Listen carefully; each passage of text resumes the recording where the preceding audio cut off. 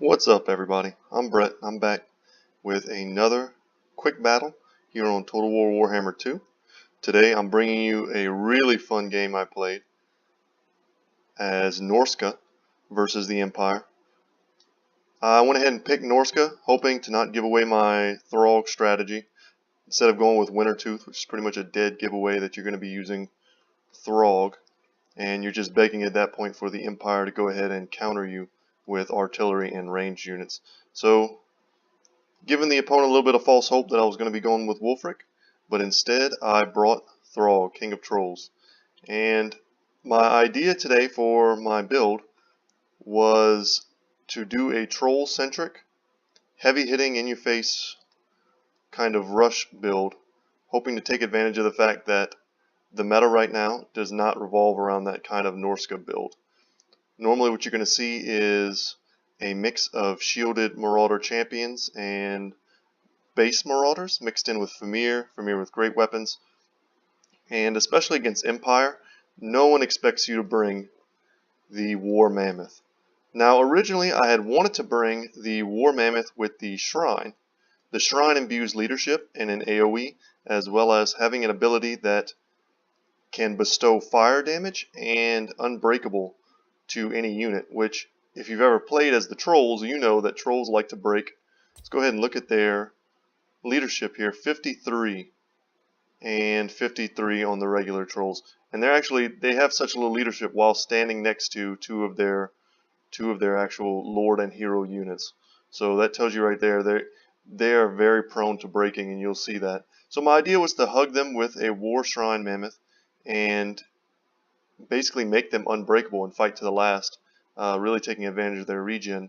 But I actually noticed something that I had never seen before, which is that the War Shrine Mammoth, while being 200 gold more expensive, has worse combat stats. It doesn't have the missile damage component that the War Mammoth has, as well as it actually has lower HP, which I was not aware of before making this video. So I brought a front line of basic Marauders with Spearmen on the flanks, figuring that no matter what build my opponent went as Empire, they would be bringing Demigryph Knights with Halberds, as well as a few Marauder Berserkers to clean up any infantry fights. I'm keeping them behind my front line to hopefully allow the shielded Marauders to draw out any ranged fire, and preserving their life until they're able to actually make it into melee and take advantage of their unique Berserk buff, which grants them significant buffs the longer they are actually in melee. So taking a quick look at my opponent's build, and I'm going to go ahead and put this in slow-mo. They went with Karl Franz on his Griffin, Deathclaw, as well as a Jade Wizard, which is the Lore of Life, going to be providing nice healing. And I see they have the Thorn spell, which is going to be great for buffing up their infantry, which they went pretty standard with. Sigmar Sons in the center, Regiment of Renown and Unbreakable, rank 9 unit of swordsmen, as well as flanking them with great swords, heavy armor piercing, and armored, basically the best infantry that the Empire can field. And they're going to be flanked all the way on their flanks by Spearmen with shields. Yes, a matching set. And a regular Spearman, kind of just cutting costs to protect their back line. No need for shields here. Norsca is not really known for their ranged units, although we did bring a few. We did bring 2 just in case we saw something like a Karl Franz or a Boris Todbringer up on their Griffins. We did bring 2 of the Marauder Hunters with Javelins. I favor these over the ones that throw axes, simply because their range is slightly longer, and I don't really feel like the armor-piercing trade-off is substantial enough to really make up for the cost difference, the additional cost of the axes, as well as the lower range. And as kind of a mobile anti-large force, we brought the Regiments of Renown, these really cool looking Hound units, the Beasts of Tashnar. And they are anti-large, immune to psychology, And it shows here, I believe they also do have Stalk and Frenzy. So really just good all-around anti-large units. And we're going to see how I engage them. Probably looking to mirror either the very dangerous Royal Outdoor Gryphites, a terror-causing, super juiced version of the Demigryph Knights, which you'll see here. They're basically tier 9, they cause terror, as well as just having better stats in general. And in the center here, an actual decent counter to the Mammoth I did bring are halberds. They basically stand and fight against any anti-large. They are anti-large, and they stand and fight against any large unit that's put in front of them. They are flanked by 2 units of Free Company Militia, one of them being the Regiments of Renown, the Sterling's Revenge. You bring the Sterling's Revenge when you want armor piercing. They are significantly more expensive, I believe almost 200 to 300 gold more expensive than the Free Company Militia, the standard version, but they do have Stalk. They are immune to psychology, so they won't rout from terror, and they also have much higher armor piercing values. So a lot of times you'll see these guys in conjunction with the Empire handgunners.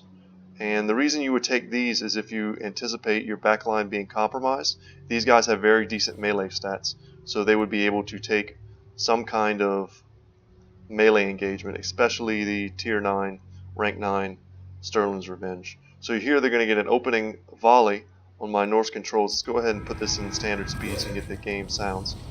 And I'm going to pull them back. I don't want to take that fire. And I'm going to stop my monstrous units from engaging first, and I'm going to try to allow my front line to actually meet theirs in somewhat even fights. So you see here I'm actually keeping my Mammoth in reserve. The last thing I wanted to do was bring it up directly into this ranged fire and expose it to halberds and heavy armor piercing damage. I'm going to let them engage, take some damage from my Marauder Hunters with javelins, and hopefully take these guys off the field and get my Mammoth in there. You'll see I cast a Pit of Shades on these Free Company Militia. It's going to do good damage, probably take them down to about 50% health. And I'm going to be pulling my spears here to help try and counter these Demigryph Knights, who, without that support from these spears, are going to run rampant in my lines. There we go, finally getting the War Mammoth in. I saw these great swords were basically a free target, so I wanted to take that engagement.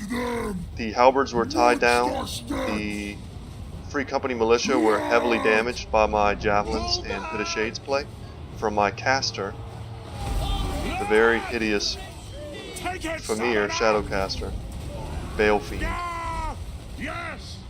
I disengaged my spearmen from this line. I was using them to support my Marauders because they actually tried to get off kind of a flanking attack with these Royal Outdoor Gryphites. So I pulled them back here and re-engaged them to take this fight and to support my Berserkers, who are in here against these Spearmen. They're going to do awesome work. They're basically designed to kill Spearmen. And they're not just going to run at the first sight of terror-causing units. And they're going to go ahead and their enrage is going to pop. Now Big Daddy Throgg has just been in here fighting this entire time. He has, I took 2 abilities on him. He has his standard regen, which trolls always come with. He also has Fight or Die, imbuing leadership to the trolls, who I try to keep pretty high and tight. And they're going to rout and come back, rout and come back. I'm going to have to constantly be remembering to micro them back into the fight. But Fight or Die is really good at keeping them in that fight. As well as I decided to take his Copious Vomit.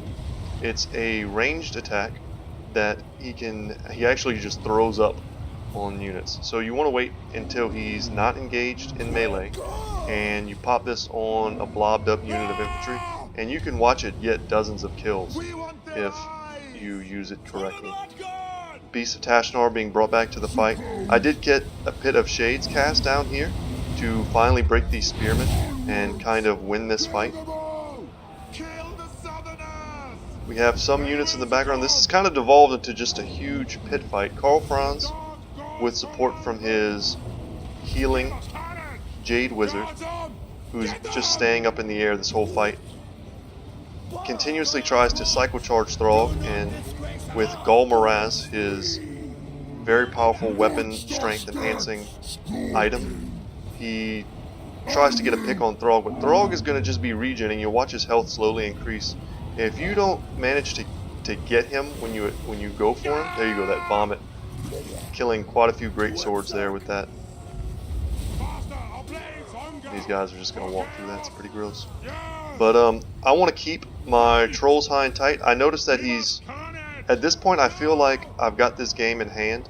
The last thing I want to do is to overextend in one direction and allow my opponent to get a pick on any of my more valuable leadership dependent units like my trolls. I want to keep them high and tight with my Famir Baleffiend, Throgg, and my Mammoth, and just enough infantry to kind of support them while also creating something of a pocket for my javelins to continue to throw at whatever targets they can. I've actually just noticed my opponent landed his Jade Wizard. I was hoping to get attacks off with these Norscan Ice Trolls as well as Throgg. They do have an attack modifier unique to Norsca, which is called Frostbite, which actually lowers speed. So a lot of times, even very fast units like this Jade Wizard here on a Pegasus, if they land and come into melee and they're slowed by Frostbite, they won't be able to take back off into the air and escape. You'll see I got a nice pit of shades up on these rallying Free Company militia. There aren't very many of them left, and at this point I'm kind of comfortably deathballing here in the center, keeping my units high and tight, trying to just pull back whatever routing units I have so they can an overarching look at the battlefield here. My opponent's trying to do the same. They're trying to rally their units. Carl Franz is staying up in the air, respecting the fact that this core of units here could very easily slow him and prevent him from taking off again. Some units I have in the periphery, I'm going to be using them to chase down routing units of my opponents, and others I'm going to be keeping high and tight. Now my opponent, sensing the game is slipping greatly away from them, you'll notice the balance of power is very much in my favor, tries to do some kind of last ditch alpha strike, popping all of his buffs to hopefully either take down Throgg, which I'd imagine was his target, or the Famir Baleffiend, which also, in conjunction with Throgg, if you attack them on the same target, this Baleffiend has a unique attack modifier as well that sunders armor. So in conjunction, those two can really take down a Lord or hero unit. Throgg, being anti-large himself and armor piercing, is great at dueling large lords like Carl Franz on his Hippogriff, on his Griffin. So there you go. I actually managed to make a Mammoth build work against the Empire, and I chalked that up to decent play on my part, but also my opponent kind of following the meta and not really expecting Mammoths, which are such a huge investment that oftentimes when they do get taken out by artillery or heavy handgunner play at the very start of a battle, or even the outdoor Griffites who can really just crush these guys, they end up being just a huge waste of gold. So most Norscan players won't even bother taking them anymore. But that's a shame because they're probably one of the coolest models in the game to date. So let's go ahead and look at the post-battle breakdown. Throgg has a whopping 103 kills. He does have regeneration, as I mentioned, so leaving him in the front lines, just with enough support to make sure he doesn't get surrounded, he will do a lot of work as a damage sponge, but he also dishes it out. And you noticed there were times where Carl Franz tried to alpha strike Throgg throughout the battle, using Carl Franz in conjunction with halberds and Free Company militia fire, but Throgg is just excellent at taking that damage and absorbing it. So while he's getting hit, the rest of your front line isn't.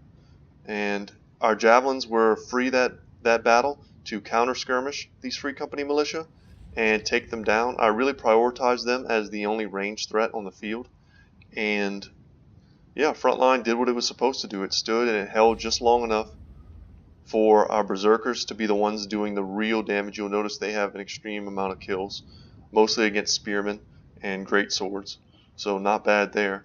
Beasts of Tashnar, they didn't perform in the role that I would have hoped for them to perform in.